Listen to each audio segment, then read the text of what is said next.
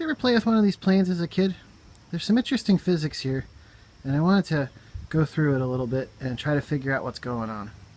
So I'm just going to throw it at first without winding the propeller at all, and we'll kind of see what it does.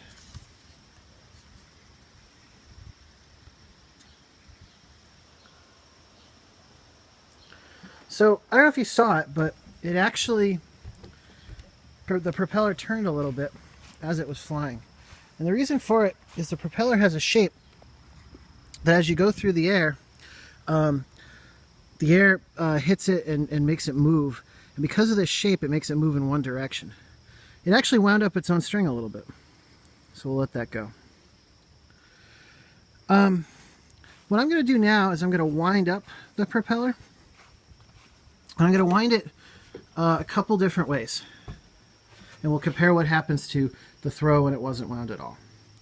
So I'm going to wind it by pulling it back towards me like this.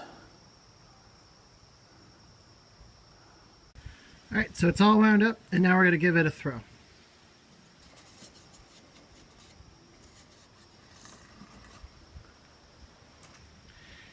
So, I don't know if you noticed, but it flew a lot worse. And the reason it flew a lot worse was I wound it backwards. And that was not the direction that the propeller went when we threw it. And that meant that the propeller was actually pushing the plane backwards.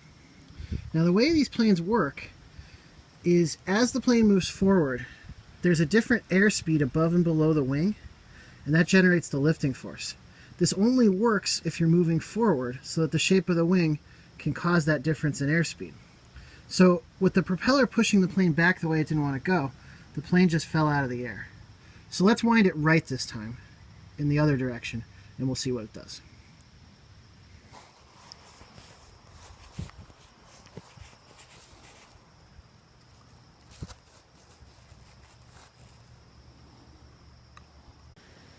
Alright, so we're all wound up and ready to go. Let's give it a shot.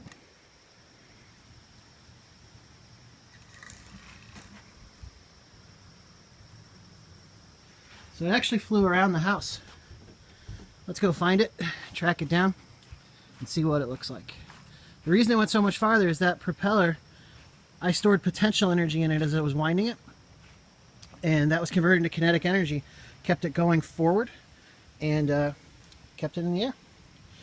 Now, if you notice, the rubber band here is wound up. Let's check what direction it's wound in, because something very interesting may have happened.